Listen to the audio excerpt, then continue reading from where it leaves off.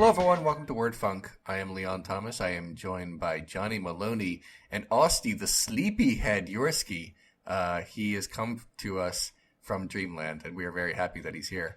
Austin, are you okay? I'll bet that he's slaying his exams.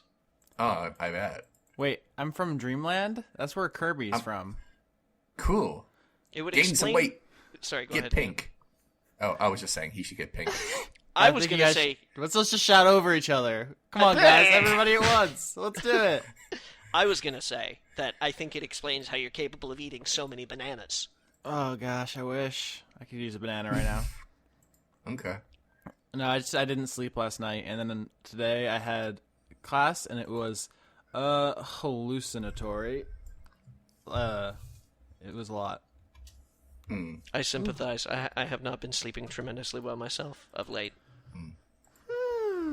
And by tremendously well, I mean well at all, or even, like, mediocre. I feel like ass right now, actually. I feel pretty darn terrible. Leon's like, I'm awesome, always. If it makes you guys feel any better, my life's great. Yeah. Leon has a headache. He told me this previously. I do. I've had a headache for the past few days. I mean, not like persistent, but like occasionally because I stopped drinking caffeine. So my body is getting used to it. I just take some ibuprofen and then I'm okay in like a half an hour. It's not a big deal. And hopefully my body will just have to deal with the fact that I probably shouldn't be having energy drinks and too much soda. Or any really for a while. Trying to get my body in order. See how that works out. I really wish you would stop saying my body. you said my body. I don't really jam down on soda at all. I mean, that's foreign to me. That's racist. No, when I'm thirsty, I'm like, I need a glass of water. I'm thirsty. Do you guys want to talk about something interesting? Sure. Anyone else have something? like? I have a bunch of things. Woo. Something just came up that I want to talk about. Do either of you guys have friends on Twitter? No. Hold on. Stop. Do you have friends on Twitter who occasionally just post their boobs and stuff on Twitter, and not like in a haha, isn't it funny? But like, hey, look. Is that a thing for you? It's a thing for me, for like a couple people I know, and I don't know how to respond because, I mean, not for me. I mean, no one's like tagging me in it and saying, "Hey, Leon, what do you think?" But we are friends and we do follow each other, and occasionally, one or two of my friends just, it's like, "Hey, look." For everyone. And I was like, that's fine. It's your body and you should go for it if you want to. But what I'm saying is like, I'm not confident I have a good way to respond to that. Like if I say, oh, neat. I feel like that's not really, saying much. Are you sure that you're not a big, you're a Tom Hanks big? Like you pulled the lever on a machine and it made you look much older and you're actually a child?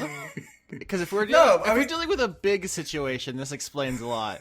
If you're a normal grown-up man, this is a strange conversation for us to have. No, I mean, I'm sorry, but like, okay, let's take this out of the realm of Twitter and just say in real life. Mm-hmm. Let's say you and your friends just occasionally just like pull up their shirt and like, yep. And then down, like for no particular reason. I feel like that would be an interesting quirk, or perhaps a nervous tick to discuss. I usually operate. I do have a couple of Twitter friends, Leon, that like to post body pictures, if you will. I usually operate from the standpoint that it is not for me. That it's I not am just about you. a bystander, and it's like, oh. Time for me to shut my mouth. You're just collateral boob damage. Yeah. Like the boobs are happening. Your splash damage is what you are. That's absolutely true. I just feel like I mean, I guess, all right, here, I'm going to click on this and then see if anyone replied and see what they said about boobs. No, maybe I think you just want to look at boobs during our recording. Look, I'm not interested. I feel like we should know that by now. God. Someone said something really nice. Someone had like a really positive response to that. I don't think you necessarily have to be like sexual in order to appreciate boobs, though, Leon. From an aesthetic point of view, you know. No, absolutely. Boobs are wonderful. I don't hate them. I don't love them, but they're fine. This is the dumbest. You heard it here first, folks. Boobs, they're fine. Look, I guess the point I'm trying to say is that I wonder if like other people are like more comfortable saying, "Hey, great boobs," to you. Gosh. Yeah, or if I'm like a person personally, like, I mean, I'm not uncomfortable. I'm just uncomfortable responding. And some people just yell compliments at people in public. Like, some people are just comfortable. They think everyone needs to know their opinion on everyone else's body. I don't know. That's the opposite end, and I would hate to be there. I'm more comfortable where I am on the other side of that spectrum. But I'm wondering if they're like, for me, there could be a comfortable middle ground that is more socially acceptable. So, as we've established, this isn't about you. This is something that of course the not. person does for their own personal enjoyment. Maybe it's like exhibitionism. Maybe it's just like, you know, they just feel good about themselves and they want, you know, to feel desirable or whatever. Sure. There's a lot of different reasons, but I think all of them involve maybe the approval of others, but not necessarily like the aggressive attention. So maybe like the thumbs up emoji, and then just like fade into the background. Can we see? Yeah. My concern about a thumbs up emoji to boobs is that an emoji says so little and yet so much. Because if I were like a gross guy trolling for boobs, that's also what I would do. Is it? And I don't know. Actually, it's hard for me to put myself in that mind frame, actually. I feel like you can understand. say something like aggressively gross. Here, okay, if you don't like emojis, how about put like a link to a GIF of like a seal clapping? That actually is good because it's not only non-sexual, but like it would be hard to think of it as that. And it would bring them joy if they saw it and they're like, oh, this is not only a compliment, but also it's really cute. Like, I'm just looking at the seal and I'm like, yes, thank you. This is brought joy to my day. Whatever you do, just realized, if you're moved to post a GIF or a picture, don't go for ventriloquist dummies. In general, or just that's here? just like, unless you're going for the creepy vibe. No, that's a classic word funk tip. Never use ventriloquist dummies when seals will do.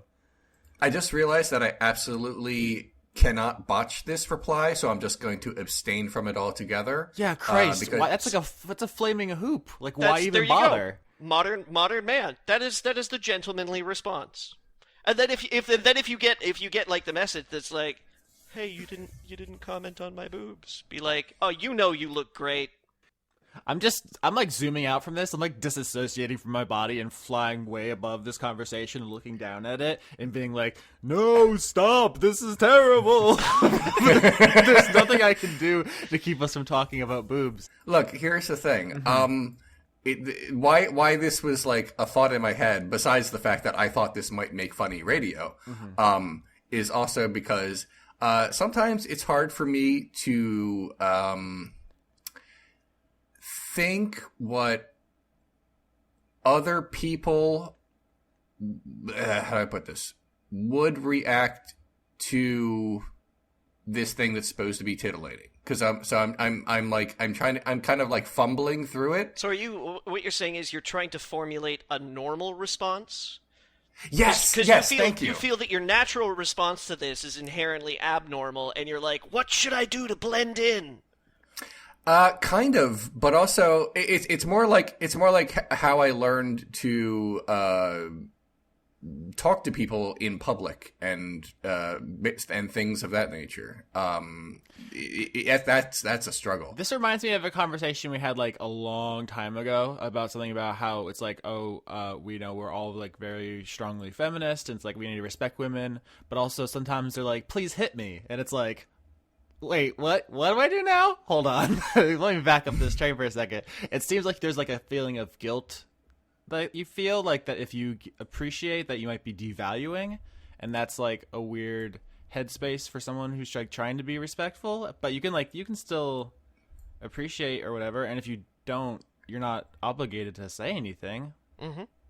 I guess that's a good point. I mean, I definitely do feel a lot of shame all the time. Yeah. I think that's where I was trying to go. Religion. Jesus, this has to sound really sad for anybody who's like has an answer. They're like, just say nice, just say nice, like screaming into their iPhone. No, because if I say nice, they'll think it's like that. Nice. What if that is what they want? What if they put their That's true, but I don't know because I don't get it. Yeah, that is kind of a trap because there's a lot of reasons why somebody might just be like boobs. You know, like they may not necessarily want the compliment. It may just be like, you know, for their own benefit, right?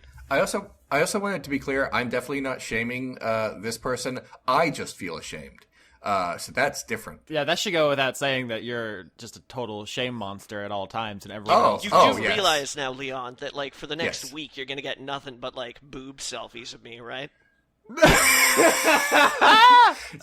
Johnny, I would feel pretty comfortable giving you that thumbs up emoji. Nice. Well, we'll see about that, won't we? And then Austin said nice in that way. He did. Nice. Well, listen, we've come full something. Yeah, it's a lot.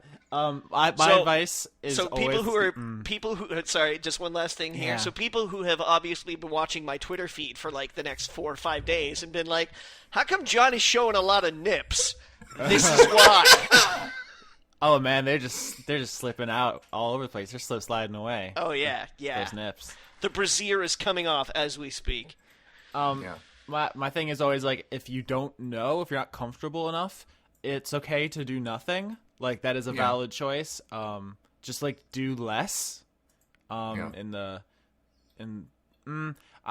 been going through this thing recently where every time someone does something, just like every little thing, whether it's like assaulting someone on a plane or like making a sandwich in my house, my immediate response to like every action I witness is like, can you just not? Just don't. Can we everybody just stop for like a second? Can we do less? So I think I should apply that here. Yeah, I would really like to go back to bed.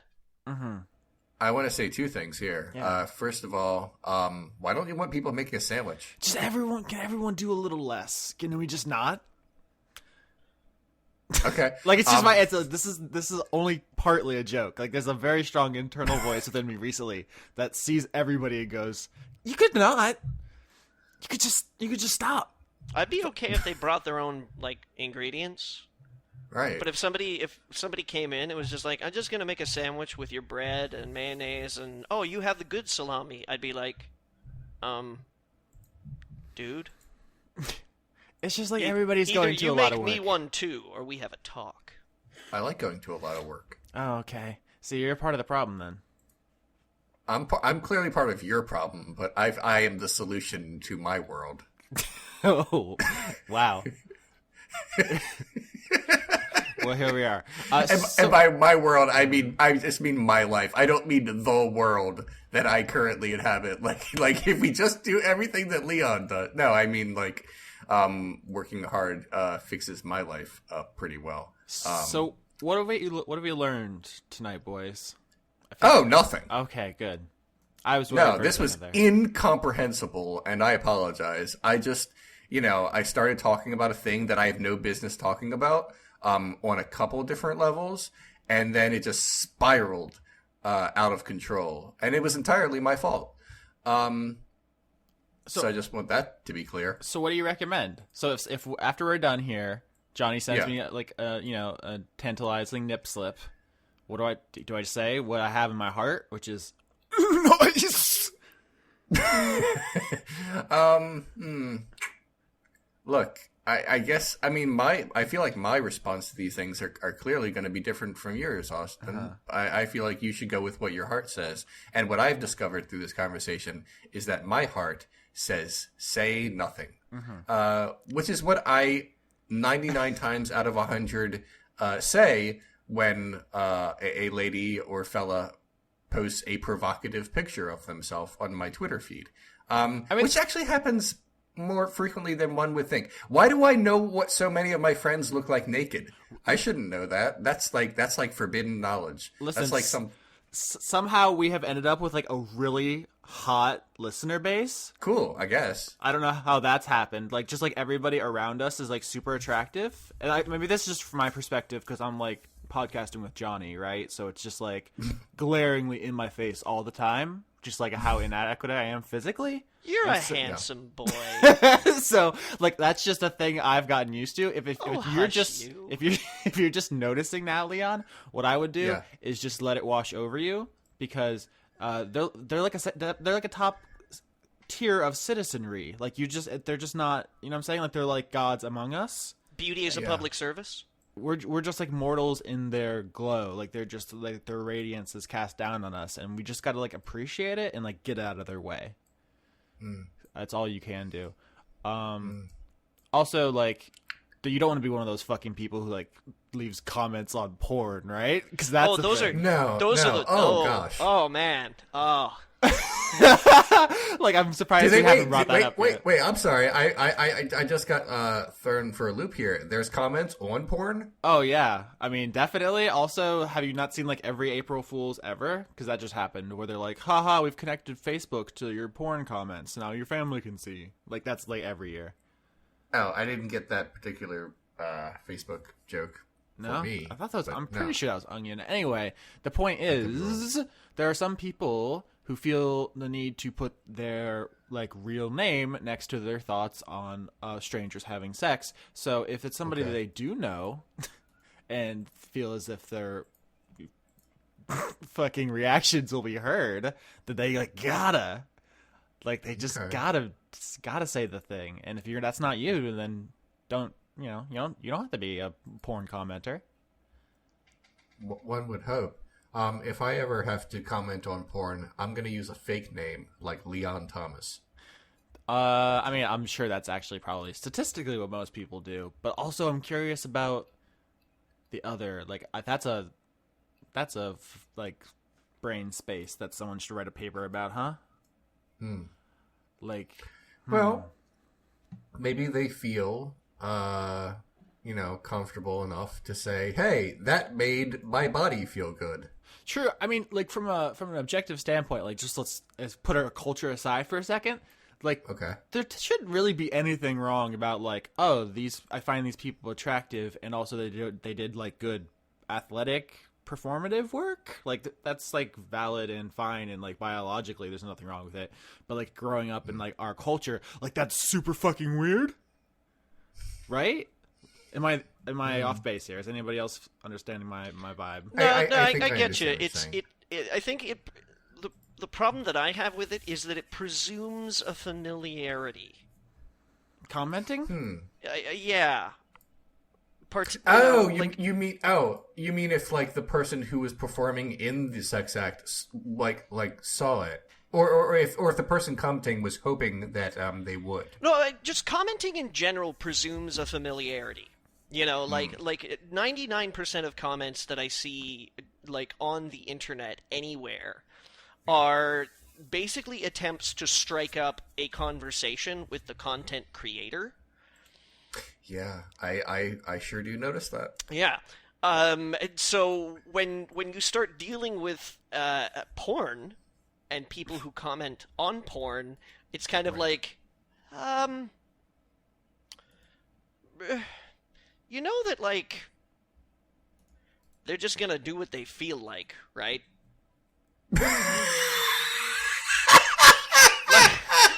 like, I mean, you're not really in the equation here. It doesn't. You're not. You know, there's no suggestion box.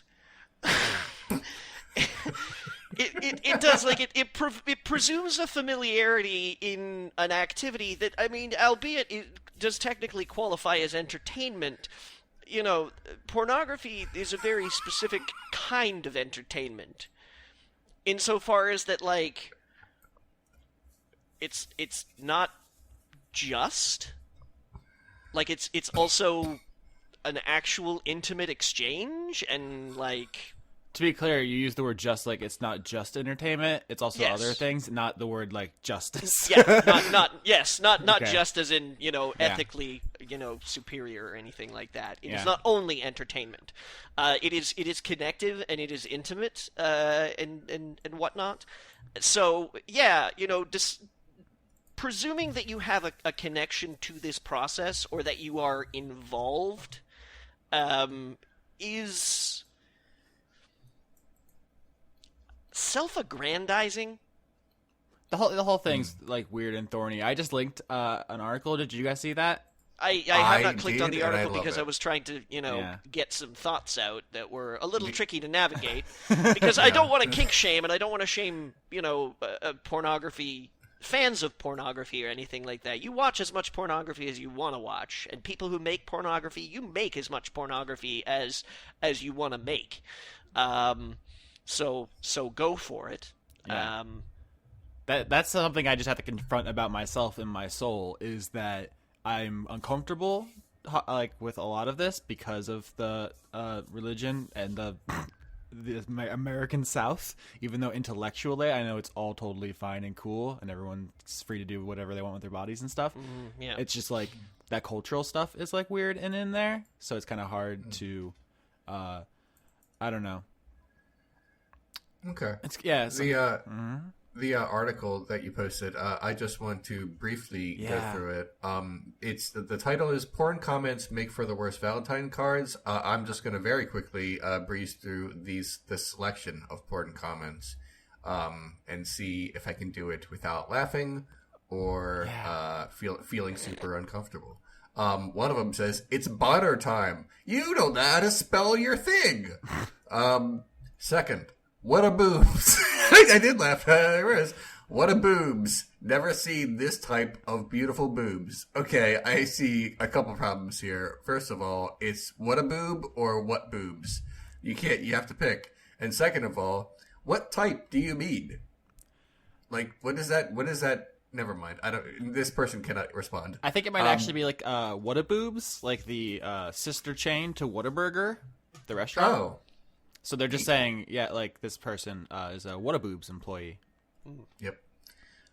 You have all us old and young pervs humping, jumping, and jerking. There's so many misspellings here. It's like, I mean, come on. I mean, this is for like the future for people to sift through. And the last thing says, "Wouldn't last 5 secs with you slibbering all over my dingle." What's slibbering? I'm sorry. Is that a thing? No, you know it's supposed to be slobbering. Oh, okay. I thought. No, I'm very sorry. I thought for a second that might be its own thing. that two people like get together and it's like, okay, like what's okay with you and what's not okay with you, and then the other one says, "I kind of like slibbering, but only for about 10 minutes, and then we have to wash." Yeah. Okay. I was trying to remember. Good hygiene is incredibly important when you're taking up slibbering for the first time. We can't invent another sex thing. We've done that already. We've invented a whole sexual position. Austin, I thought you would know by now that slibbering is a very important part of the full Leon. I mean, that goes without saying because most things are. It's very comprehensive. Yes. Step 1, slibber. Yeah. So I was trying to remember where I saw like people make jokes about this because it was definitely a thing I saw come up, and I found that Kotaku article, and I also found this was in the news because during the American presidential election, there was a citizen named Ken Bone, who reached prominence for I guess just like his physical appearance and mannerisms, and then people like Sherlocked his ass. They like dug up his accounts and stuff and found that he had commented on porn. And okay. And then he was kind of pilloried in public and stopped being talked about. So that was the other thing. That's like what I was trying to remember earlier when I talked about that people comment on porn and sometimes they use like identifiable information. That was that guy. Oops, he accidentally.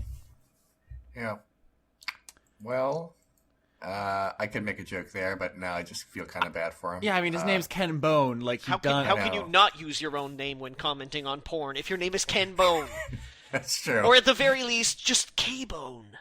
Maybe he thought people would assume it was a joke. No, I mean, I think he used like a username or something. It was just that like the E-Detectives, I think it was the same as his Reddit name was the problem. Oh. So he was like, it's me, Ken Bone, ask me anything. And they're like, Buttfan69?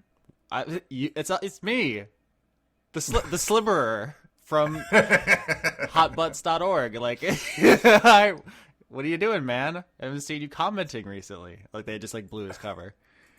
Uh-oh. Yeah. Jesus, there's no way we can get away with this podcast. Yeah, all right, we've been recording for 27 minutes now, so if there's significantly less than you're seeing right now on the YouTube or the MP3, that means that I exercised good judgment. Look,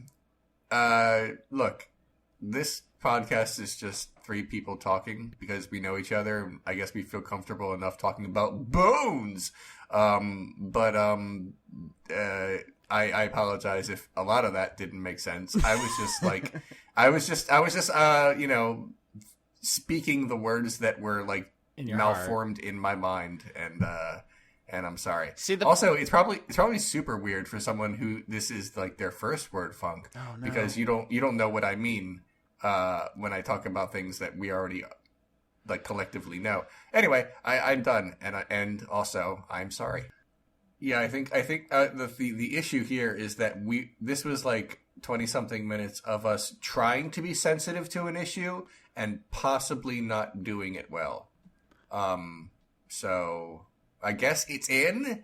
I mean, the only problem I can see with someone, besides the fact that the whole thing was embarrassing and bad, would be that they just had such a strong opinion on it. They found us not having one kind of annoying. You know what I'm saying? Like someone who had for 25 minutes was sitting there like, no, just X, just Christ, shut up, just do the thing. Like that might be annoying, but it's like none of us are like strongly anti-boob or anything. I don't think we took any hard stances. I'm pretty pro-boob, just so that we're aware. You know, like I want to put my foot down on the line. I'm pro-boob. Christ, no, we can't. See, this is the thing I'm talking about where it gets very bad. Leon, you're like famous, sort of. Like internet people know you. Has anyone ever like slid into your DMs and been like, yo, check these boobs?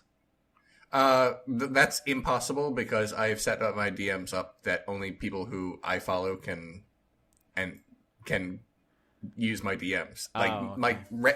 Random people cannot slide into my DMs. I did back in the day. Mm-hmm. I did get a lot of. I don't know about a lot. I did get more than a few. Do they at you, bro?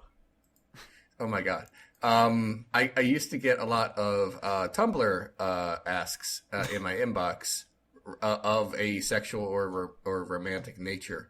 They were never boobs. They were never pictures. It was more like, hey, I think you're, blah blah blah, romantic sexual thing. But of course, I was like married then, so it was like, oh, this isn't okay. I am either going to delete this or share this with at the time my wife, so we could laugh at it. And that was how that worked. But now these days, no, and I'm not like disappointed. That's fine. But no, that's not really a thing for me anymore. That's such a stereotype that when you were married, like people were like, "Hey, you're hot," like, and then you're single and people are like, "Actually, I don't care anymore." Like that's something a cartoonist would write because they're lazy. Yeah. And except it happened to you. Well, I mean, speaking of like, just let's embarrass ourselves talking about sex. Sure. And things that I thought were like jokes but are real. Did you guys? Like, when did you guys realize blue balls was a real thing? Because I didn't until, like, my 20s. I thought that was a thing that straight dudes made up to guilt people. I know it is a thing. I've never experienced it. But that's, Yeah, I still don't believe it's a thing. Nope, it is. I didn't think it was real, but it is. Sorry, that's TMI. But, like, for the first, like, 20-some years of my life, I thought that was, like, a figure of speech. or a thing that like we all like agreed to lie about because it was to our advantage, but actually it totally is real, which is that was a weird revelation and uncomfortable. It should be noted that real or not, dudes still do try to unfairly use that as an excuse for their behavior. Listen, dudes will set themselves on fire if it helps their chance of getting laid sometimes. And probably have. Hashtag not all men, but I mean, you know. I feel like hashtag most men is fine. Hashtag, you know what we're talking about. I mean, I feel like we've just committed to this topic. Like, Leon, you got the Zoltan machine to make you big, and now you're at the big boys table. Do you guys want to just do weird sex questions all night? Because people keep sending them in, and I keep not reading them. So, like, there are weird sex questions in here.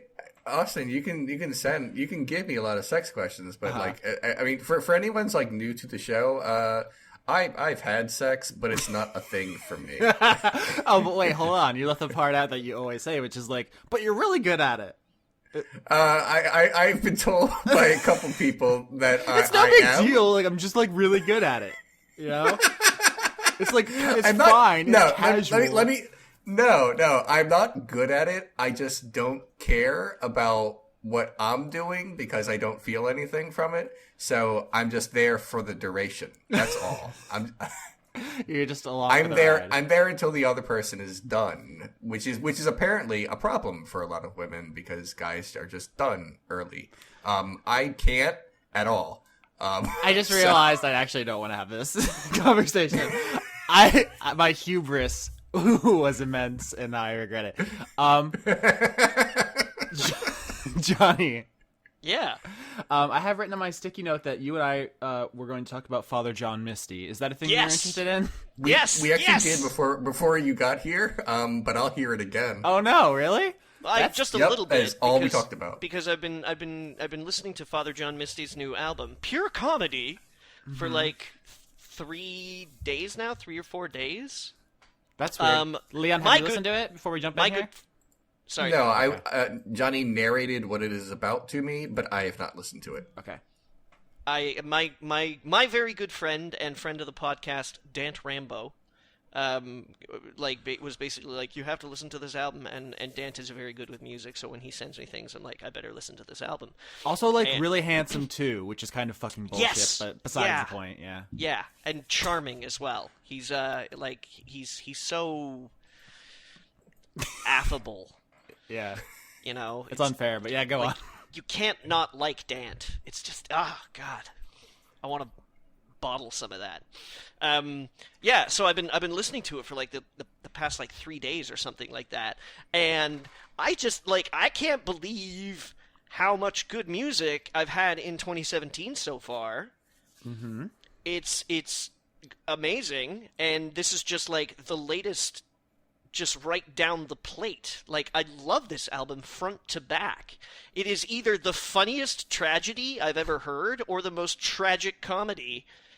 You know, like, it mixes such a variety of moods so well. It's like brilliant satire and also really melancholy reflection and just so observant, both like self-aware and just like macro aware, like aware of its surroundings, and it seems to me like it's just the perfect album for 2017, for like the political climate and the social climate that we're in right now. Is that it's so critical but tongue in cheek, and seems to take everything seriously up to a point, and then it's like, but it's all just a joke, right? It walks such a fine line. And can swing me from just like absurd cackles of laughter to just these like moments of really bleak moroseness, I guess. I'm loving it. I love this album. Tell me how much you hate it, Austin. Well, I think to talk about Father John Misty, we kind of have to go back to the beginning because there's actually like some backstory here. His name's actually Josh Tillerson, right? Josh Tillman. All right. He was the drummer for Fleet Foxes. which is one of my favorite bands. If you listen to our D&D podcast, I named pretty much everything in that show after Fleet Foxes. There was actually a character named Father after Father John Misty. So I like him a lot, and I like his work a lot. But his solo work is different tonally from Fleet Foxes in a way that has taken me a long time to unpack. Because Fleet Foxes is like indie folk, right? So it's they're very earnest. Yeah, it's a lot of pastoral imagery, a lot of just heavy emotions and lyricism. It's just like very strong on like feeling over like political statements or anything. Father John Misty, and this is going to sound crazy before I say it, but I'm going to say it anyway. He has almost like, what if Kanye West did folk music? It's like, oh, he's a white guy with an acoustic guitar, but he has it's like he has a persona that is so exaggerative of himself that it's like, is Josh Father John Misty? Is like a fake character he made up to express these opinions and values? Like, how much overlap is there? And he has said some stuff, not just in his music, but like in interviews and stuff, that clouds that in a way that, like, me and Leon have talked about Kanye West before. It's like, is he an asshole for real? Is he pretending to be an asshole? Is his music an earnest, like, here's my feelings, I know they're complicated and, you know, occasionally he's also like, I don't know how familiar you are with his past. I just know about like some of the interviews and stuff where he said like some gross things. I don't know if like his backstory though. It's like he was raised like by this super like religious parents. Like, he wasn't allowed secular music until he was like in his late teens, and like bounced around religious schools and stuff like that. Like, I think at one point in time he was being taught like a messianic Zionist, like, it's his younger years up until his teens were super messed up. Yeah, and that comes through, and like there's one of his album arts where it has like a stigmata, but it's like an eye. It's really like kind of gross, cool stuff for folk music. But it does, like, it makes it like having that kind of history makes like unpacking even him as a person like super difficult to do. Yeah, you know, like it's hard to. You know, like at one point in time, I think he confessed that he treats, like, he's been diagnosed with like PTSD apparently by like 3 different therapists or something like that, and he battles depression and anxiety and things like that with like micro doses of LSD. Like, he's a weird guy.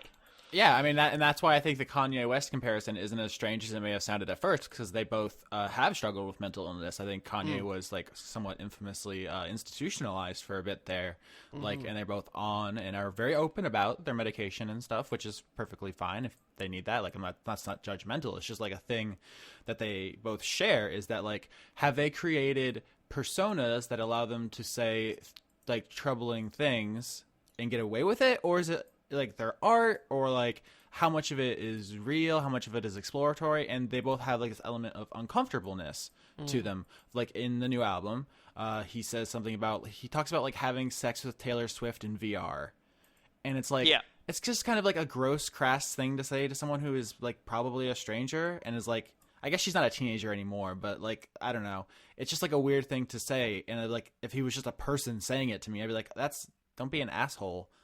But like in the music, is he saying, is it like, I know what the intention is to be like, you know, a satire of our modern society and how, you know, blah, blah, blah, technology and love and devaluing of personal relationships and stuff. But if you take that in light of things he said in interviews, being like, you know, basically women should cover up and that they're showing their bodies like devalues their art and stuff. And it's like troubling. Does anything I said make sense? I feel like I went off a little bit on a tangent. Oh, yeah. There. Yeah. So I like Father John Misty, obviously. I named something after him in my show. I super fucking love Fleet Foxes, and I actually also really like Kanye, as we've established. But the personal stuff does have like a cloud over it. I'm trying to remember what the name of the song was from I Love You, Honey Bear, where he talks, there's like the conceit of the songs, he's like, there's like a groupie who wants to like hook up with them, and he's like trying to be resistant to it, and then the song ends with the groupie being like, I'll let you choke me, and he's like, oh, well, that changes things, let's fuck.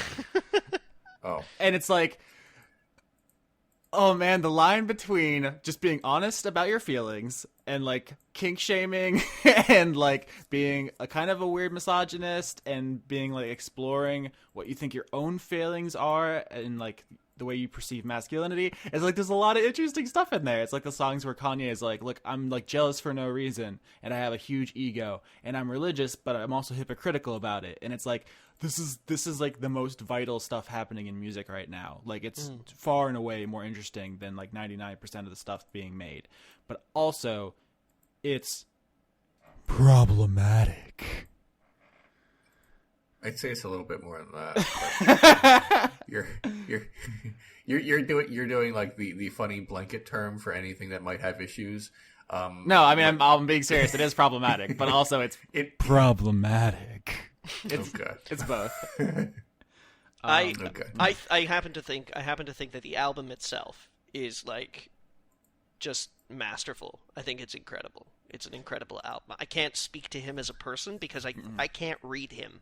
I honestly can't. I have like, I don't know. It's he confuses me and baffles me as a person from what I've read. So. And we've talked about separating the art from the artist. It's different for everyone. Your threshold, you can enjoy. Even if he was like a total confirmed 100% asshole, you can still like his stuff. It's just something that I think is interesting about the whole package. As far as the album itself, it's good. I think it's a step down from his last thing. And he's also playing in some really well-worn thematic space. Like he's basically going up against like Arcade Fire and like Radiohead as far as like modern life and technology and love and stuff. And it's like, yeah, I mean... You're hanging in, but it's also like that's above your weight class, maybe. I don't know. So I liked it, but also this year's brought us Emperor of Sand, Humans. Kendrick Lamar has a new album. I think it's just called Damn. I've listened to like the single off of it. So like, yeah, this has been a really great year for music so far, I think. If you want to check the album out, you can go on YouTube. The album, the label Sub Pop have uploaded the whole album to YouTube. Yeah. They do that with all their stuff. And there's some really great, and this is just revealing maybe too much about me, but there's a bunch of stuff of him like playing live on YouTube. Like he did Suburbs by Arcade Fire. Like there's an acoustic cover of him on the internet playing it, and it's phenomenal. Like he's very talented. And also, by the way, Fleet Foxes have a new album. They're back together, which is... I wonder does YouTube keep the stats of how many times you've watched / listened to a video? Because it has to be my own personal record for their new single. Like I've listened to that. It's like a 9-minute long song, and I feel like I've listened to it every hour since it's been released. It's very good. And I'm done talking. All right, good podcast. I can't stop thinking about the first 25 minutes of the show where I just feel really bad about everything. See, that's the guilt, though. That's what we talked about. It's like all Leon, in your head. I get the impression you would probably feel really bad about everything, regardless of what we talked about. So but I feel like acknowledge it and let it pass. I just feel like I may have been insensitive to boobs. No, to just like I don't know, like in the way I approached it. Why would you be insensitive? What about that was insensitive? Because you're basically there's nothing insensitive about being like I don't know how to act. Yeah, I know, but I was like, I don't know. I hope I haven't drawn. Never mind. No, I mean you weren't being critical of the behavior. Okay, no, of course calling not. anybody out.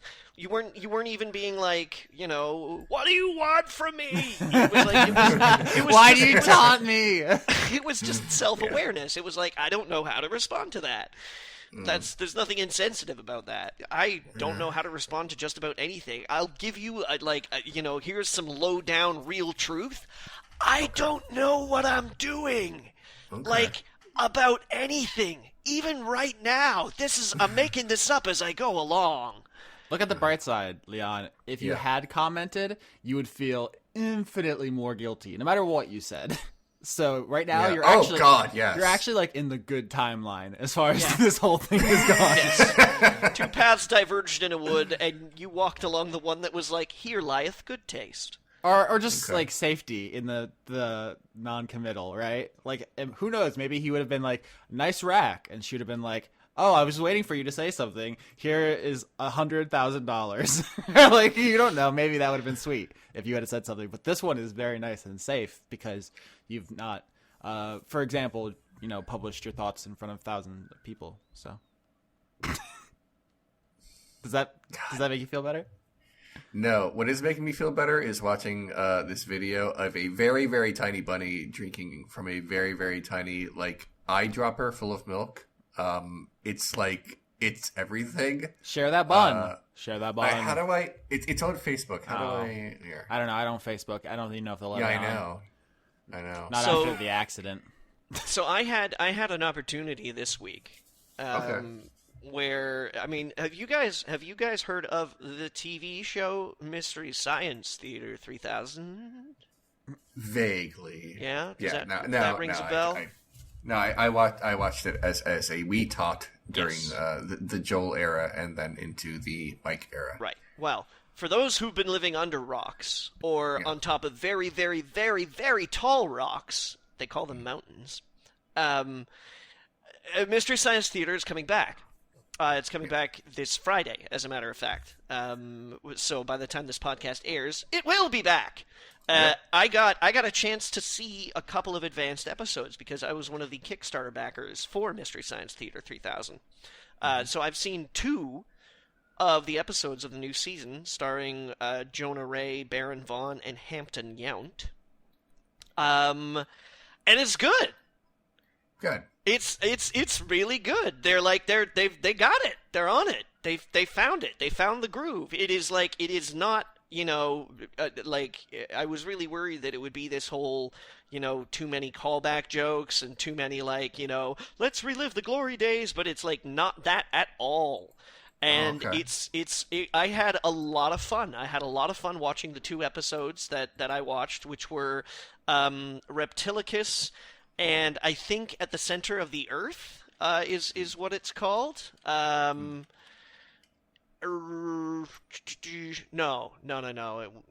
What? Oh God, it's got Doug McClure in it. At the Earth's Core. That's it. So those were the 2, Reptilicus and At the Earth's Core, and they were both great fun. Some really good cameos from, like, famous people. It was kind of weird to see these people on, like, Mystery Science Theater 3000, but I'm down with this action, yo. It was funny shit. Of course, like, you're probably listening to this on the weekend, and you're all like, I know, Johnny, I watched them already. But if you haven't, or if you're, like, afraid, if you're not watching it because you're like, it's gonna ruin it, watch it. It's funny shit, man. The 3 new hosts, Jonah Ray, Hampton Yount, and Baron Vaughn, have great chemistry. They're awesome, and Patton Oswalt and Felicia Day are great as the bad guys too. So thumbs up. I'm down with it. Get that in you. Get it on you. Move on that. All right. Well, I'm definitely going to be watching it on Friday. I mean, not all of it all at once because each episode is very long. If it's anything like the old show. Yeah. They're like an hour and a half, an hour 45 minutes or so. Okay, but I'll probably watch a couple. Yeah. Beck, I mean, that was. I have complicated feelings about Mystery Science Theater 3000. Complicated how? Because it was great. It also spawned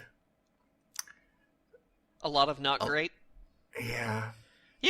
Yeah. No, I get you. People who think that you can just sort of like off the cuff it, as opposed to like write jokes.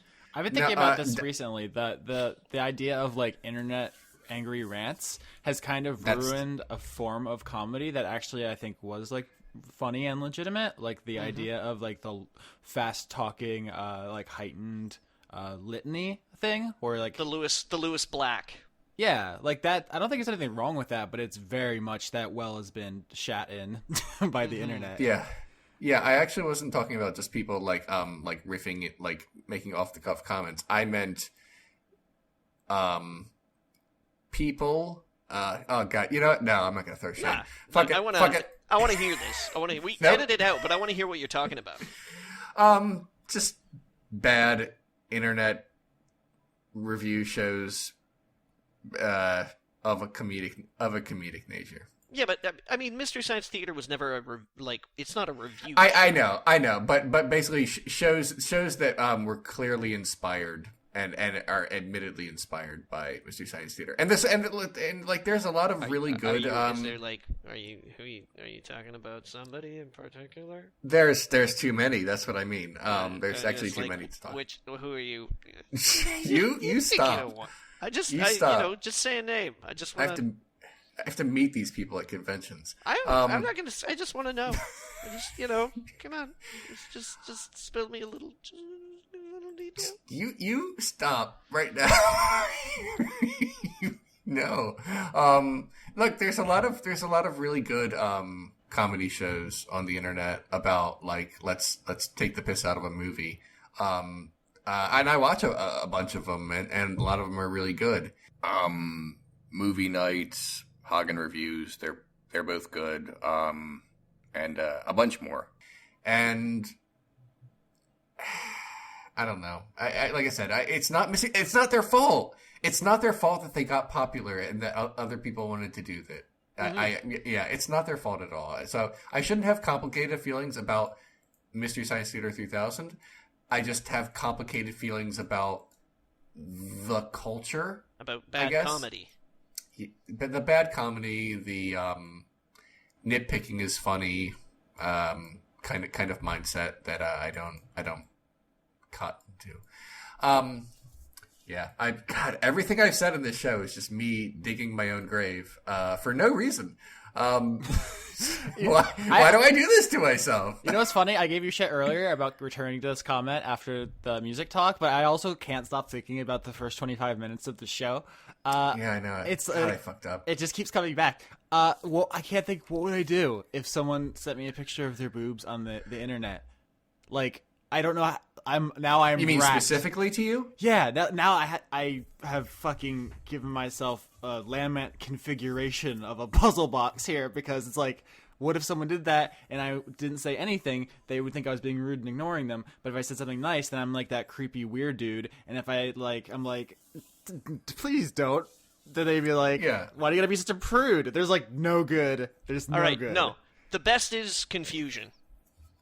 Oh, yeah. Oh, I can almost guarantee that if, say, a friend of mine just sent me boob pictures, with rare exception, my reply back, if that were specifically to me, unlike in my Twitter feed. Directly to you. Yeah, directly to me, I know exactly what I would say. I would say 2 question marks. That's such a good Leon answer. I think I would probably manage to squeeze out a what, but with a U. Yeah. Instead of an HA. Actually, here's the weird thing. I would actually assume this was sent by accident. I would assume that it was meant to be sent to, say, this person's boyfriend, and but my phone number is also in other people's phones. I might say, was this meant for me? Or what if it was just yeah. What if she had just written on her boobs in Sharpie for Leon? That would actually make me legitimately uncomfortable. Because I've been at I don't know how to say this in such a way that doesn't make me sound like I'm big shotting. I sign autographs for people, and I'm on a table, and people form a line and make me sign things for them, and I'm happy to do it. Not every day. I mean at conventions. I don't mean I can't leave my house without people trying to get me to sign their children. No, I mean at conventions, I'm obligated to do so as part of me being a guest, and I'm happy to do it. It's fine. But some people, and it has yet to be me, fortunately, because I would be very uncomfortable. Some people have who are sitting next to me. The fan will walk up to the other person and say, "Hey, can you sign my cleavage?" And it has been my experience that people say yes. I don't know if I would, because my hand would shake I don't want to do that. Now you're reminding me that I don't actually even know how to respond half the time to nudes, like intentional nudes, like someone sending them for my enjoyment. I'm like, that's never happened to me. Besides, wait, no, it has. Okay. I'm sorry. I thought you meant something else. Never mind. Like someone who you would expect nudes from that you're like in. Oh yeah, like in a situation with, because it's like. And like this, the stakes are very clear. Like you can't be like, "Are these for me?" Like you're like they're for you definitely. And then it's like, "Oh, thanks. Like that was very thoughtful of you. I enjoy this." Like, but that's like a fucking dweeb ass thing to say. And so you have to like, do you ratchet it up to like 10, like winky face, like tongue out face? Like what do you? I don't know what to do. I don't know. Like I can't just. Why are we so awkward? And it's not even like, oh, this is the social awkwardness of like, I don't know how to talk to people. It's like, no, someone's like, hey, here's my body for you. Okay. All right. What you do is, yeah, is you take a selfie of your belly button and send it back. Holy shit, that's a power move. If someone gets a selfie of my belly button, they're like, damn. He's serious about this, because if anyone knows anything about me, it's that my belly button is private. Okay, that's the thing everyone knows. I wanted to be clear that I've never sent a nude or boudoir photo to someone. That's never been a thing for me. That has occurred to me. I just didn't know what you were talking about at first, but yes, that has occurred to me. Like, that has happened to me. And what did you do? Like, sorry if that's invasive, but, like, which emojis did you use? Because I need help over here. I don't remember what I said. I genuinely can't remember what I said. I don't have these pictures anymore. Because you're a gentleman.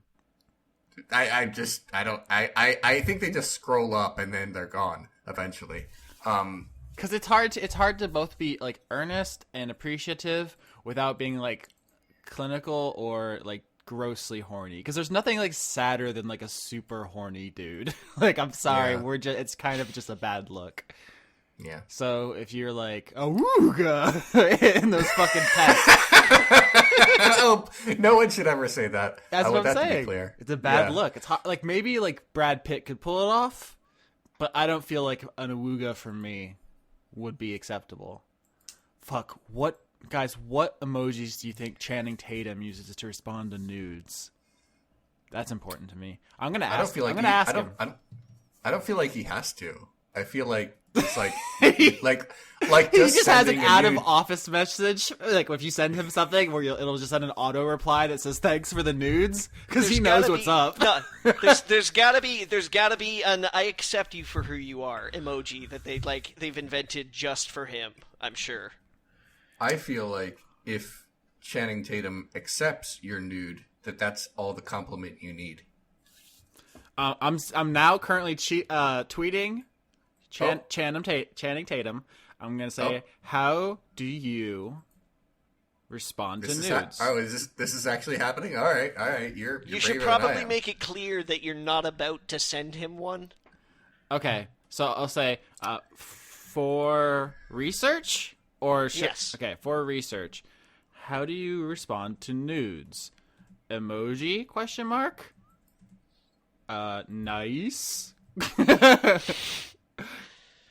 What's the third thing? Or stoic silence. Or stoic silence. I mean, he should know. He was in White House Down. I've seen that movie. I don't get the joke. There is none. It's oh fuck, that's right. Leon's not funny. Yeah, like you're asking like not an expert at anything, just the guy who's in White House Down about a question that has nothing to do with him. Never mind. All right, tweet sent. Okay. All right. And now, gentlemen, we wait. Oh, good show. Do you guys want to answer questions or anything else? We started a little bit late. That's my fault. My life's falling apart around me. But we're about an hour in. I got time. I'm not doing nothing tonight. Let's see how many of these will also make me uncomfortable. Oh, all of them. Yeah, I want to be clear. Is this going to get blue? So that's the question, because there's always sex ones that I usually ignore because I don't think Leon would want to contribute. But I mean, if you're in the sex mood, Leon. I'm never in the sex mood, but I'm in the mood to talk about sex. Okay. Like, let's talk about sex, baby. Let's talk about you and me. Like that's as far as I'm going. I'm not going to stretch that joke out any longer. Just I think that was a good call. Like, here's a quick sampling of the questions that I usually don't read. Brent says, "Butts?" Question mark. Yes. Obviously. Is that a yes or no question or that's an the whole, essay question? That's the whole question. Yeah, please, short answer. Only one blue book. Jesus. See, Jack asks, "What's the sexiest fruit to you?" Like I wouldn't normally, because what does that mean? I think last week, it was Jade or Kirsten, who are all up in our questions, asked, like, "What's your favorite genre of porn?" And it's like, Western? What are you talking? Like, what? I prefer period pieces. Yeah, and just so drama. We're clear, that's historical costume drama, not like menstruation pieces. Christ almighty. Lana Seawolf asks, "Does sending pictures of skeletons count as flirting?" I think it depends on who they go to. And then they can't wink. The second part of that is that just a paleontologist thing. But it's funnier if I pretend like I don't know that. Listen, everyone's into something, right? Some people are turned. It's absolutely a stone cold fact. Someone's turned on by skeletons. Mm-hmm. If so, I apologize for season 3 of our podcast. That's a thing. This is all bones. Yeah, it's all bones. Yeah, there's a lot of bone stuff in there. Like not even just the skeletons, but like Tarsus is a bone, and sacrum. It's a theme. You might call it a motif. James Neely asks, "How would you guys go about seducing each other?" I'd probably start with cooking. Yeah, I would start with a meal. Johnny showed up at my door with like a fucking picnic basket of French fries. They'd be like, I mean, I've never. Listen, how bad could it be? Let's just check it out. Let's just explore. Well, here's this. the thing: if Johnny said, "Hey, I want to give you food," I wouldn't assume that this was a romantic gesture. So that would be like a good way to get in. Oh, I mean, yeah. I assume everything he does is a romantic gesture just because of like the charisma thing, where it's just like a field of seduction around him. Food is just a really easy way into someone's heart. Like it can be an intimate thing to cook for somebody else, and to be like, I made this with my hands. I hope you enjoy it. Yeah, at the risk of being like a fucking biological truther here, like there's something very lizard brain about like food security. Thing that I can provide for you is like on some kind of unconscious level, probably always attractive or almost always. Yeah, so that's how you start. Absolutely. That's the way in right there. That's your entry. After that, I guess you got to kick it up a notch. And neither one of you guys are drinkers much, so no, like good wines out of the question. Maybe like after that, maybe like a swim or a hot tub. Something that will get us out of our clothes. Yeah, get us something more comfortable. Yeah, exactly. Okay. But something relaxing. So not like, let's go down to the beach and like jump in freezing cold water and go for a swim, Unless it's like, if it's a little cool, like a pool, you can kind of play around and like splash each other and stuff like that. And then that's kind of playful, This is a much harder question for us because like Leon doesn't, and Johnny's like out of my league. So this really only goes to one way. Johnny, you're kind of like 1-1 on this one because like I hate swimming. But like a hot tub or a sauna, No. Anything where I'm taking off a lot of my clothes for people to see is definitely out. Even if it was like private, it was like yeah. The only real privacy is just me. Okay. If you're there, it's not private. All right, then. Okay. For Leon, then probably have to be like a movie, I guess, or something like that. Yeah. Something to evoke your interest. Mm-hmm. And then I'm not sure how I would like absolutely like put the moves on you. No, I'm not sure right. about that. I am a mystery. Maybe comment that you're looking a little tense. and do the old like shoulder rub thing, you know? Like just whip out a classic, right? Oh gosh. All right, so this is a thing we did.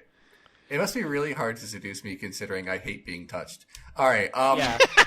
Also, for me and Leon, the not drinking thing. I don't know if this is the same for you, but for me, it's like definitely throws a lot of people off because I feel like the way a lot of people engage in, or at least initial romantic stuff, is to like get shwasted. Like, yeah, I mean, I'm not down with that. I'm not down with the whole I need to seduce you, so I have to get you like blind drunk. But there is like, you know, when you have like the nice bottle of wine. Yeah, there's like a cultural expectation that like an early stage relationship, whether you're like in a bar or a club or a nice restaurant, like you get a little alcohol in you because it makes it easier. Like there's inhibition dropping, you know. There's a zone you want to stay in. So I'm playing the love game on like a pretty high difficulty, if I do say so myself. That's just a thought I had, and now I've said it. It's just, All right. it's all it is just, you know, alternate approaches, and they're possible. They're there. They exist, you know. So. Okay, I have a question from TLW who asks, please ask Leon how wrestling's changed since 1999. That's when that person stopped watching, and especially the prominence of female wrestlers. Oh, well, significantly. In 1999, there were large competing wrestling promotions in America. I mean, and worldwide is a complicated question, so I'll just stick to like America and Canada right now. In America, there were 3 large promotions in 1999. Well, there were 2 large promotions and 1 medium-sized promotions: WWE, then WWF, and WCW with big ones, and ECW being sort of like the medium-sized promotion that was popular, but was only on like the not great cable channels. And since then, ECW folded and WCW folded. Both their tape libraries were basically bought by WWE, so they basically own them now, but don't do anything with them. And so now in America, it's not a monopoly, because there is I wouldn't even call it medium, but a small promotion called Ring of Honor that has like the worst cable channels and syndication deals, but nobody outside of like the most hardcore fans really know about it. And what was previously called TNA, but is now called Impact Wrestling, because that was a dumb name, is like it's been dying for a long time, but now it's like apparently unwatchable. So the major difference is in WWE, there's no incentive to competition can breed a lot of good quality stuff, and there's no competition right now. WWE basically won. They won, and they've been winning for a very long time. They've continued to win, and the other major difference is that the way pay-per-views work is different, because you basically subscribe for a very low monthly fee to what is basically Netflix for wrestling, for the WWE network. Which I have a subscription because it's super cheap, and there's like hundreds of thousands of hours of wrestling on there for whenever I want. So the internet changed everything, and the WWE network changed everything. So in terms of that, it's behind the scenes a functionally completely different product. In front of the camera, there's less blood, and there's no more headshots with chairs, because they take more significant safety measures. It's a somewhat more family friendly product. But in front of the camera, it's still wrestling. People still, throw each other into ropes and clothesline each other. It still more or less looks the same, except that the people, the kids who were growing up in the 80s and 90s who became wrestlers they became wrestlers while watching things on the internet and having a greater knowledge of wrestling, and they became really good in-ring workers because they watched a lot of stuff from Japan. So now there's a very consistent in-ring product that I certainly appreciate. I hope that was interesting for someone. But it is in a lot of ways it's remarkably different. but I came back in after 6 years away, and it's like, yep, it's still this. It's still exactly this. A really great thing happened on Monday. It was like one of my favorite segments of all time. So I'm just gonna share it with people real quick while I have the wrestling microphone. The person we talked about last week, Roman Reigns, was backstage, and as is common for when anyone is standing around backstage, some other person attacked him, which is not a surprising thing. But then Roman Reigns was sort of like put on a gurney, and then through some clever editing, it looked like the person who attacked him, whose name is Braun Strowman, kind of chucked him and the gurney off a cliff, indoors, basically. And then just when you thought it was over and they put the gurney into an ambulance, Braun Strowman just came back and tipped over the ambulance with his mighty strength. And it was like the funniest thing I've seen in a while. It was very good. How is it different? Behind the scenes, completely. In front of the camera, a little. There you go. So while you were talking about wrestling, I was listening, but I also texted a lady friend of mine to ask her opinion on the nude situation. This is absolutely never going to get dropped as long as this episode continues. I'm so sorry. Yeah, sorry. So I asked what you should say in response to a nude, and like what your response should be, and she said you should respond enthusiastically unless they're unwelcome. If I sent this is a quote, if I sent a picture of my titty to someone and they weren't excited, I would be way bummed. Oh. And then I responded, should I say nice? And she said, nice sounds fake. I would accept heart eyes smiley face, heavy breathing smiley face, and damn. So, what about the belly button photo? I'm just gonna go out on a limb and say that would have made this text conversation very confusing for her. Yeah. But yeah, so heart eyes emoji, and I don't know if there's a proper name for this other emoji. It's like sweating and it's like breathing hard, so I just call it breathing hard emoji, and also just aroused emoji. Maybe is that the intention of it? And then just I have no idea. Damn, girl, that titty, damn. Though. How do I emoji on my text messenger? I legitimately don't know how to do that. In my phone, there's a orange smiley face next to the text field, and I poke him, and then a whole selection, a fine selection of smileys pops up. Oh, I never do that. Uh-huh. I don't think I've ever done that. Old. No. Yeah. Hey, hey, oldster, get with it. It's millennial time now, man. We're entitled to everything. Get out of here, old man. Austin, I know how to put emojis in my text messages. Yeah, I'm just bad. Look, get out of my Uber, old man. I'm on my way to the Starbucks. Oh my god. I'm not going to buy any diamonds. Take that, economy. Please, I need a house. Okay. Next question. Yeah. Please. Mattis Cool asks, thoughts on Rammstein?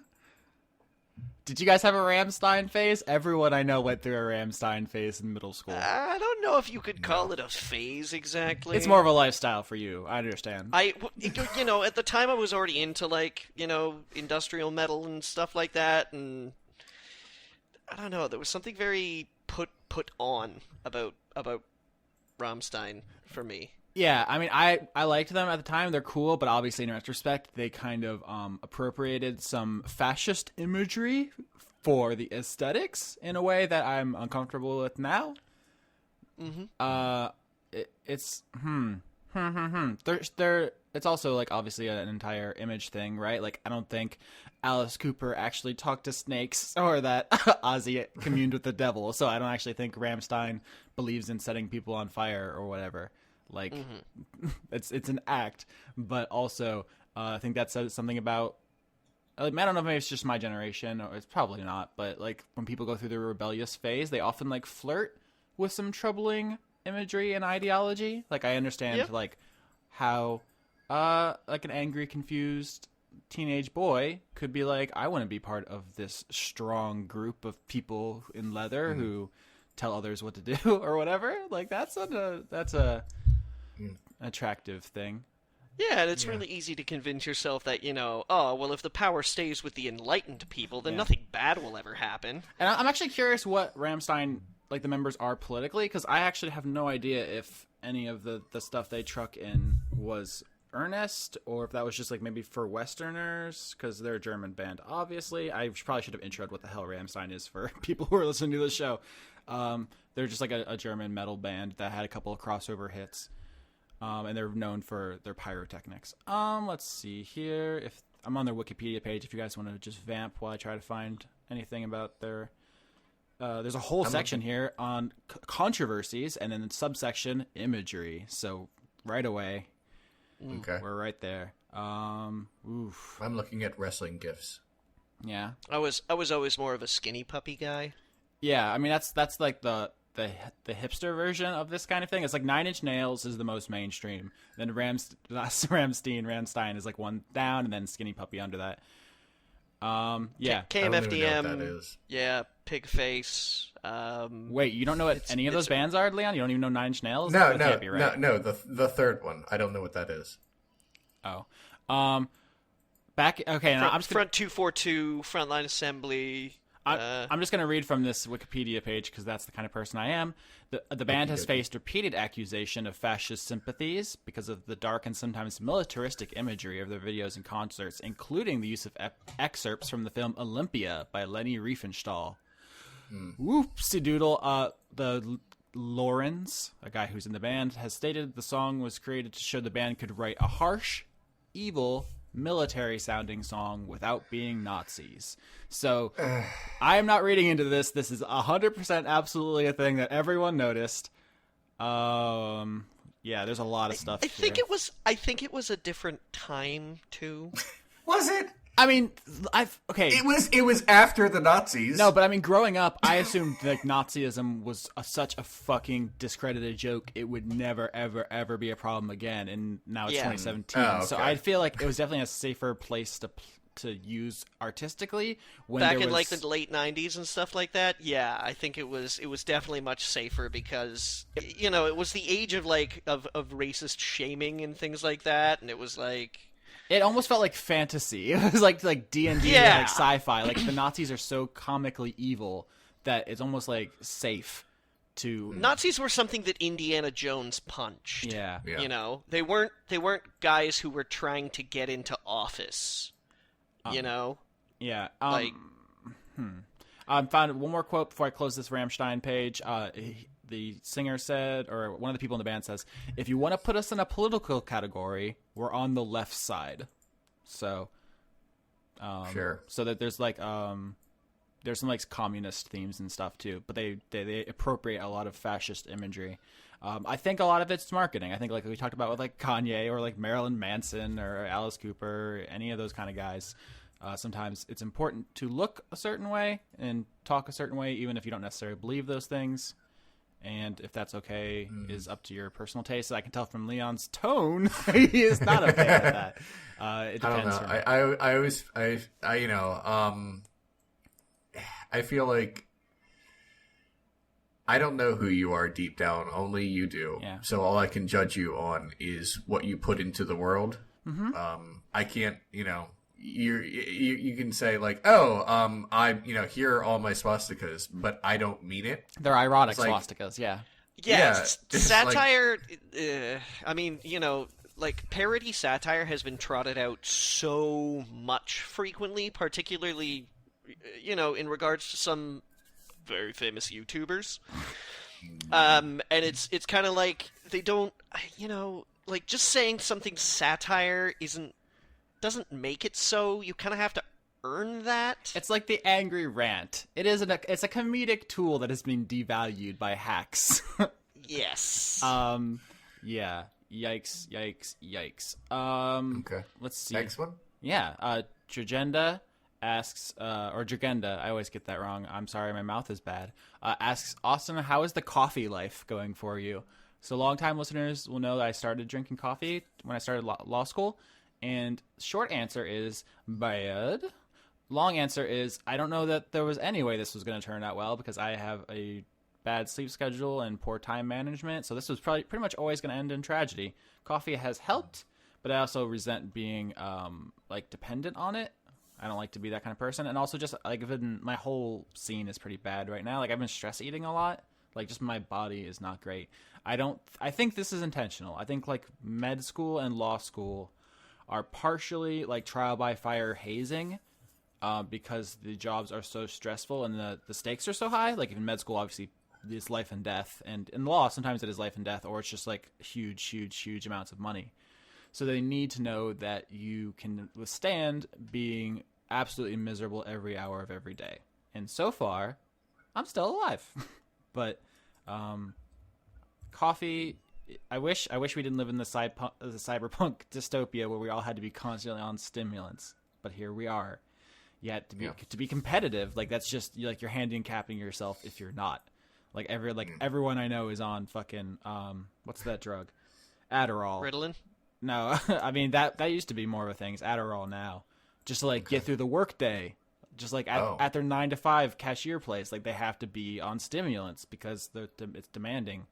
And this is, obligatory capitalism, blah, blah, blah. That's Austin. Here he goes again. That's bunk, son. Before we started recording, I was telling Johnny that I actually been off caffeine for the better part of a week. I'm going through withdrawal because my body is all that. But I'm in a position that I guess is like, finger quotes privileged because I can make my own schedule. Privilege is relative.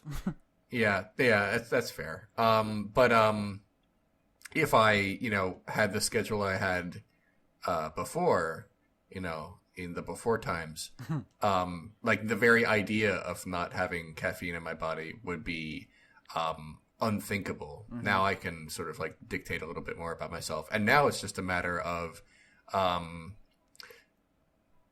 willpower, I guess, to stop myself from drinking that sweet, Dr. Bob.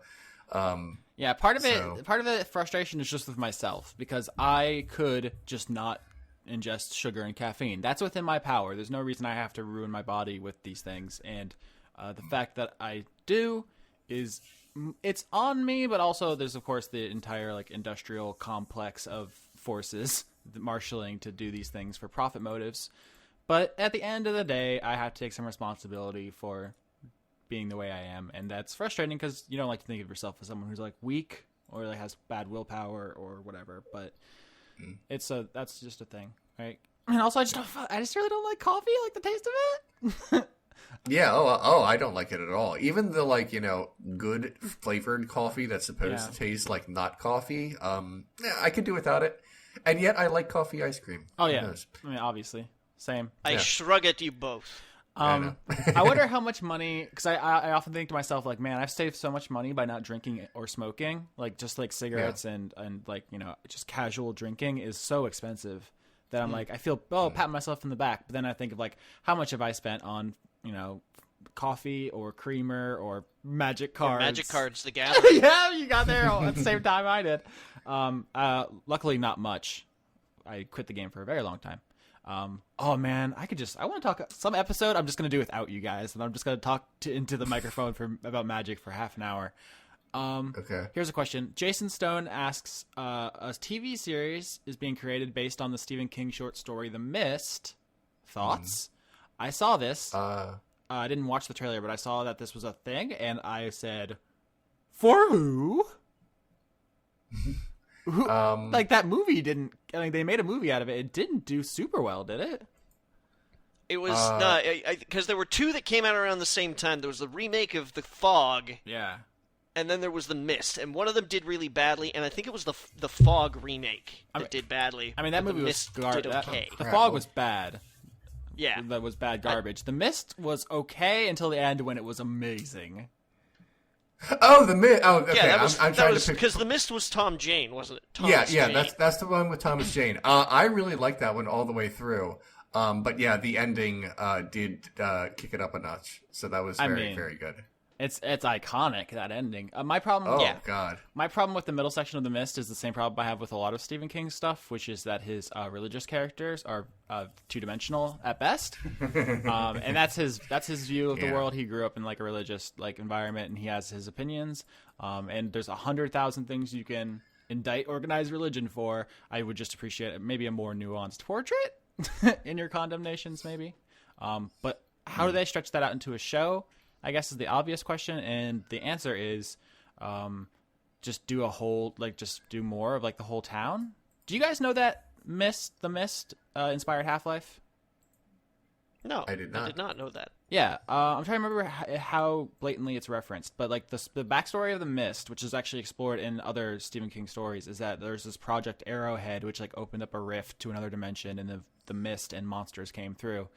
And it's referenced in some other stories because like Stephen King has like a shared universe, but Half-Life, kind of, if I'm recalling this correctly, there's some oblique references to like that it's the same the what's it called, the Zorthon or the Xenon Zen, yeah, the Xenon like world is the one from the Mist. Oh, so the monsters in Half-Life, like it's like it's not like a huge like I didn't like just blow everyone's mind. It's just like a weird reference or something that kind of those two have a connection.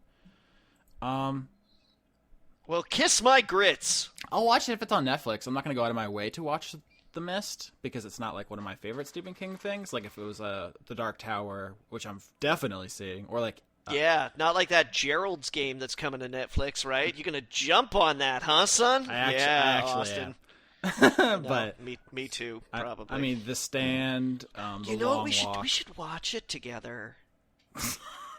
Let's watch it together. Let's like we'll load up Skype one evening and get some popcorn and just watch Gerald's Game. What is Gerald's Game? I'm sorry. Okay. What? So Gerald's Game is a Stephen King story about a woman who's doing like bondage play. The kinky stuff. Yeah, their handcuffs are involved, and he gets too. Oh right, you told me about this once. It was the gross one. And he gets like too aggressive, and she like kicks him, and he has a heart attack and dies. And so the whole story is like her chained to a bed and just like thinking about how she got there, and then she starts like hallucinating from dehydration, and that's like the supernatural element, like, oh, is there a monster or is there not? Is it just like a metaphor for her feelings? And then I also told the story of when I got arrested in real life, and I talked with the cop about the ending of Gerald's Game because he had read it, and we were like, would that really work? Because like spoilers, she gets out of it in a really gross way. Yeah, I just Googled Half-Life and The Mist, and I found like people talking about, yes, Valve has confirmed many times that it's true, that they are connected. Good for them. I guess. Yeah. So I don't know what the exact origin of it is, but it's not a secret. They've talked about this before. Want to do one more question before we go? Okay, now it's a lot of pressure on me. Uh-oh.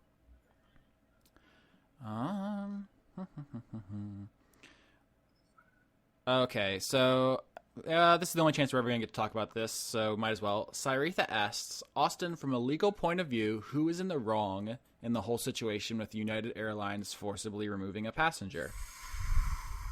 So I've seen a lot of hot takes about this story, which I'm sure everyone is familiar with. This guy was injured as they try to remove him, and there's like conflicting reports. He fell, So the hottest take I keep seeing is that like, oh, United is a company and they can refuse service. The problem with that line of thinking is United attendants were not the ones who injured this man. It was the police. United like called in Chicago police. And you could definitely make some kind of case about like excessive force or something. And they had not really refused service, had they? They'd already accepted payment. So like we could get into the contract elements of that. Like, can you refuse service after taking payment and refund? And like that's a whole thing. Like that's the actual law corner of this. But practically speaking, I have a short story to tell you guys about minorities who sue the police. Once upon a time, they lose. The end. Damn. Like, if this was like a rich white girl, preferably like one who's like famous or something, she probably could sue and win over being assaulted by police when she was behaving non-violently. This is like normal Asian man guy is probably out of luck because America. I'm sorry if that's like a boring or sad answer, but like legally is actually kind of distinct from practically in this one. Like I think the answer Cyretha wants is like, can you buy something and then they change their mind and give you your money back and you have to leave? And like, I have the universal commercial code or the uniform commercial code here. If you guys want me to read like section 2607 or whatever, but I don't know if that's a good podcast. The fact is, the police can kind of just do whatever they want to you. And even if there are rules, they don't have to abide by them. Oh, well, that's comforting. Yeah, that's why I'm always afraid, like, whenever people are like, oh, you know, don't be afraid of the police when their car is behind you. I'm like, yeah, they're probably not going to do anything terrible to me, but here's the thing. Just the idea that they could and would almost certainly get away with it is frightening in and of itself. Even if I know I haven't done anything wrong. Even if, you know, because I'm not a racial minority, I'm, you know, slightly, weirdly more protected, as awful as that sounds. Mm-hmm. But like when a police car is behind me, I can never stop, you know, thinking like, they can do anything and I'm almost certainly going to lose, you know. Yeah. An hour and a half of boner jokes and then a 2-minute bummer thing to end it. Sorry, guys. Yeah. Yeah. I'm really looking forward to doing the next episode of Renegade Cut because it won't be the last one. Yeah. So I'm really interested in that. It is Silence, which is Martin Scorsese's most recent film. It's a long and supposedly really pretty movie about God. So I'll be fine with that. I'm surprised Lars von Trier got away with it for as long as he did, honestly.